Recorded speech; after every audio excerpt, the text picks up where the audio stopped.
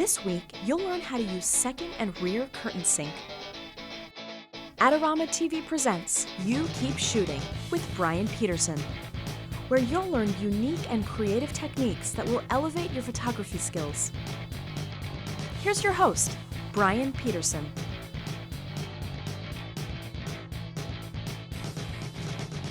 One area of confusion for a lot of people that shoot electronic flash is the area that centers around rear curtain sync with Nikon or second curtain sync with Canon.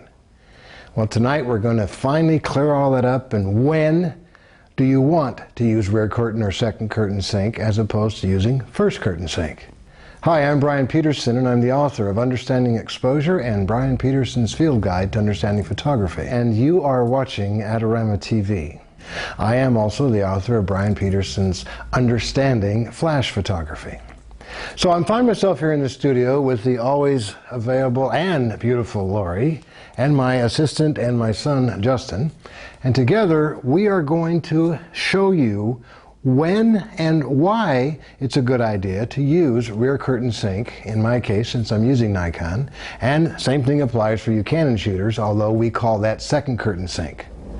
You will call upon rear curtain or second curtain sync in those situations, usually where you have low light and the subject of motion that is a very integral part of your overall composition, which will definitely be the case here in the studio.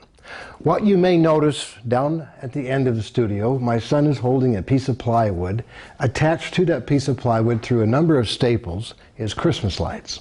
It's definitely not Christmas season, but that's not the point of this photograph. We're actually going to create the illusion that Lori is perhaps in some kind of a discotheque or at a concert where there's a lot of staged, colorful lighting going on, and she's going to act like she's the starstruck audience member who is seeing the rock star up on stage. So, with that in mind, Justin, during this exposure, which I'll explain in a moment, which will be about 2 seconds, is going to be moving those Christmas lights behind Lori as she makes an expression into the flash, which is over here. This particular flash is a sole illumination for Lori. It has a red gel on it to also accentuate the idea that we're in a nightclub, or in this case a rock concert setting. So I've already set the stage with the available light exposure, and let's go through that step right now. I'm at f11 for the Christmas lights, 2-second exposure. Now keep in mind too, we're illuminated right now in the studio because I need to make this video. But once we actually do the shoot, all the lights are coming off and the curtains will be closed in the studio, so it will be pitch black darkness. So with my ambient exposure at f11 for 2 seconds, as Justin moves those lights, we would expect to see circular, curvilinear, colorful shapes from each of those individual lights as he moves that piece of plywood, and those lights in turn record on the digital sensor. What's happening in first curtain sync mode is that we keep our fingers crossed and hope that Lori doesn't move. Unfortunately, I guarantee you she is going to move, and that's why we're going to use second curtain sync. Meaning this, as Justin's moving that piece of plywood, what's going to happen is Lori in first curtain sync is going to get hit with the flash right at the beginning of the 2-second exposure. The continuation of the plywood keeps moving, and Lori's going to try to hold still, but it's just her nature to move a little bit. And what will happen is we will see some of those lights being recorded actually over onto her face, which we don't want. We want a clear separation. So in second curtain or rear curtain sync mode, which will be the second exposure, Lori is in pitch darkness until the end of the exposure. The first curtain of the camera opens. Normally, once it fully opens, the flash fires. But in second curtain sync, the flash will not fire until just before the second curtain begins to close. So we have a 2-second ambient light exposure that will happen with the lights, and just before the 2 seconds is over with, this flash will fire because that will be the second curtain sync exposure. So let's see how this unfolds in total darkness here in the studio.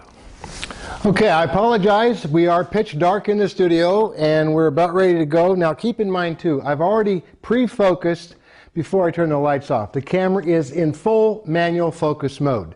The flash that's going to be lighting Lori is also set for the same aperture as the ambient exposure. It's also at f11 with a red gel. Based on that distance with the red gel, I have the flash at about a 5-foot distance. So I'm ready, you guys ready? And again, the first picture you're going to see is first curtain sync. Notice as soon as I press the shutter, the flash will fire. Justin will continue to do the move because we're doing a 2-second exposure. So, you ready, JB? Here we go. 1, 2, 3. You see the flash just fired, but we're still doing our exposure. Now let's take a look at the next exposure after I set it for rear curtain sync. Okay? 1, 2, and go. Notice the flash is not fired until the end of the exposure. Let's take a look at the two side by side, and clearly you can see the difference.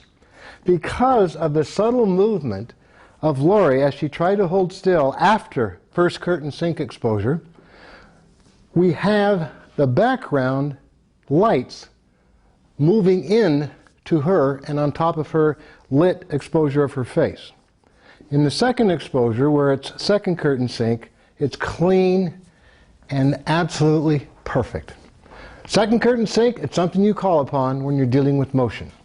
Until next time, this is Bryan Peterson coming to you from the studio in Chicago in total darkness, so take my word for it, it's really me, reminding you to keep shooting. Adorama TV is brought to you by Adorama, your best source for the equipment and knowledge you need. For all the latest photography, video, and computer gear, visit Adorama.com. Place your order by 7 p.m. and it ships the same day. Plus, the next time you're in New York City, be sure to visit our store located on 18th Street between 5th and 6th Avenue. Check out the Adorama Rental Company for professional cameras, lighting, computers, and more.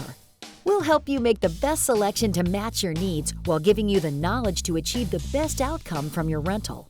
Adorama is your complete solution for equipment, printing, training, and more.